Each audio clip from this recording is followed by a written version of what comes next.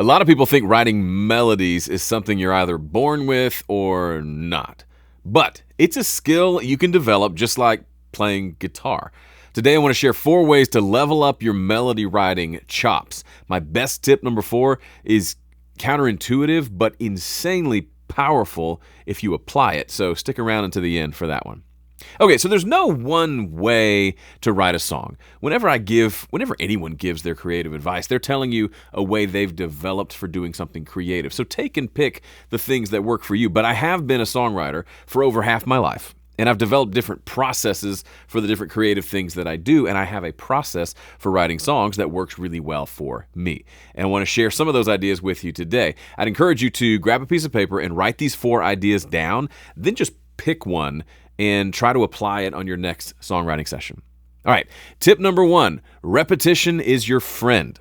One of the things that makes songs great is the fact that they're easy to remember. They're memorable, and part of what makes them memorable is repetition.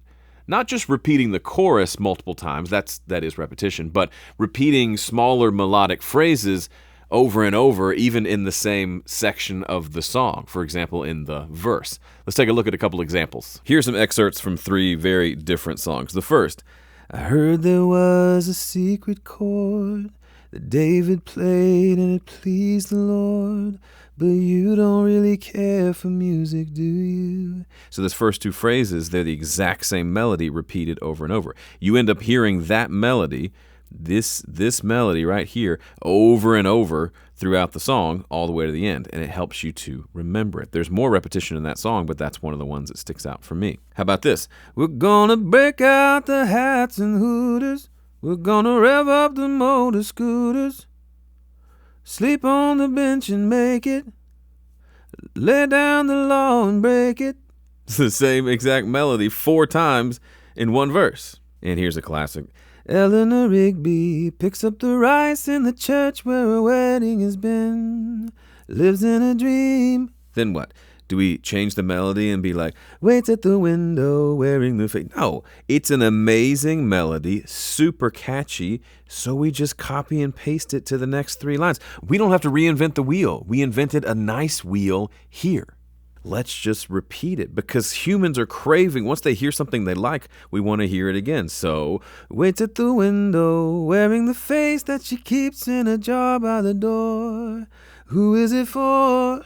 Tip number 2, take the melody up at the chorus. If you're finding your choruses feel dull and lifeless, or like there's not really much energy change from the verse to the chorus, maybe it's the vocal melody. Try taking the melody up from the verse into the chorus. It can be as little as just like a 3rd jump or something as big as an octave. It's not a hard and fast rule, but it's something I at least try every time I write a song to see if taking it up, my tooth just whistled, see if taking it up gives it that lift that it needs. Repeat from earlier, when Josie comes home so good. It is very, very high, super high compared to the verse, which was, we're gonna break out, Josie comes home. Goes up another 3rd or 4th or so. Celine Dion, All by Myself. The verses are all like, when I was young, I never needed anyone. Making love was just for fun. Those days are gone. Almost like a descending thing in a pretty low register. And then it jumps up and goes, all by myself. And it automatically has that lift that you want. Ed Sheeran, here's his chorus right here. The verses are chilling down here. When I was 6 years old, I broke my leg. Ba-da-ba-da-ba-da-da-da. And tasted the sweet perfume of the mountain grass I rolled down. I was younger then, take me back to when. So that's all, other than this 3rd line, it stays pretty low in the register. Found my heart and broke it here, low. Made friends and lost them through the years, low. I've not seen the roaring fields in so long. I know I've grown a little bit higher. I can't wait to go home. And then he jumps up for this first line and stays there throughout the rest of the chorus. I'm on my way up there, driving at 90 down those country lanes.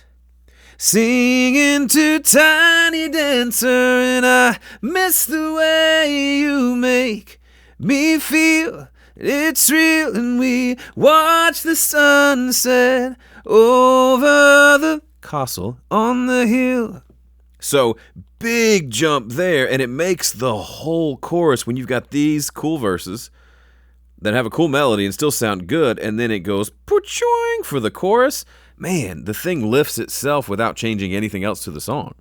Although, of course, they do change other things, but the chorus really makes it. Tip number 3, allow for some silliness in your songwriting sessions. This is not difficult for me, but some people are so precious about the writing process that they don't give themselves a chance to just play. I don't mean just play your instrument. I mean like play like a kid at play.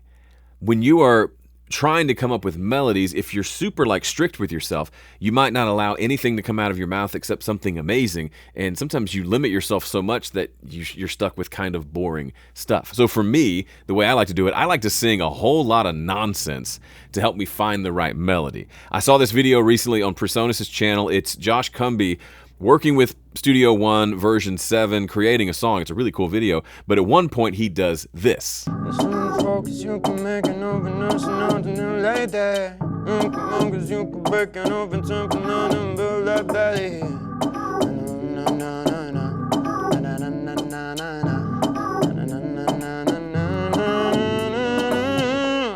That's kind of vibey. And I just love that because he's kind of being silly. He's lost in the music and he's just kind of figuring up kind of melody and lyric together. But it's kind of nonsense and I kind of love it. Before we jump into tip number 4, a quick thing. I love songwriting. You can't record or produce anything unless a song is written. It all begins with the song, which is why the very first challenge of the year inside my VIP membership is a songwriting challenge. Specifically this year, it's a melody writing challenge. I've written some lyrics and provided those to the members, and the members are writing the music. If you don't have a community of musicians to come alongside you and encourage you and support you and celebrate you, please come check out my VIP membership at homestudiocorner.com/VIP. Okay, here's my best tip for becoming a boss at writing melodies or doing anything music related.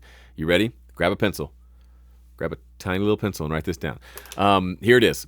Come up with lots of bad ideas. What? I thought we want to have good ideas. What's this bad idea thing?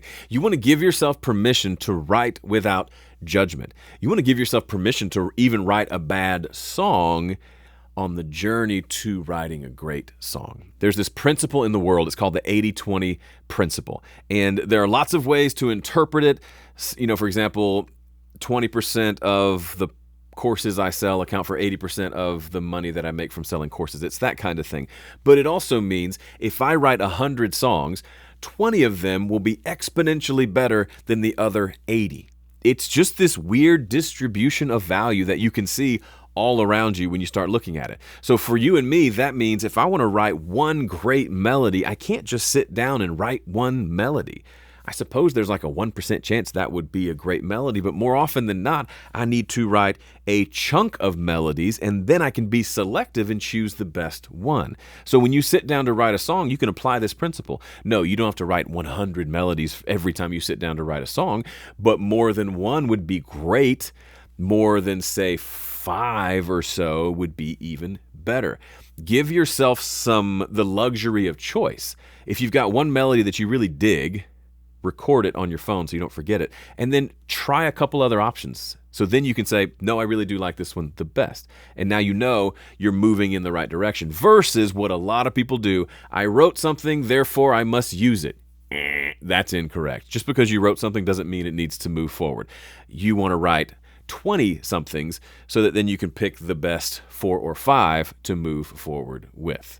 Now, some people see this as restraint. I would argue this is what freedom looks like. If I only write 5 songs and I want to release an EP and I want it to be a 5-song EP, I have no choice. I have to use these 5 songs, even though the last 4 are hot garbage. If I write 20 songs and I want to release a 5-song EP, suddenly I have the luxury of choice. The same applies to writing melodies. doing mixes, doing recording, anything you do creatively, give yourself the luxury of choice by producing more than you need. And this weird thing happens when you stop putting the pressure on the first one, needing to be the best, and even let yourself just write something crappy just to get past it and get on to the good stuff. You start writing better stuff anyway.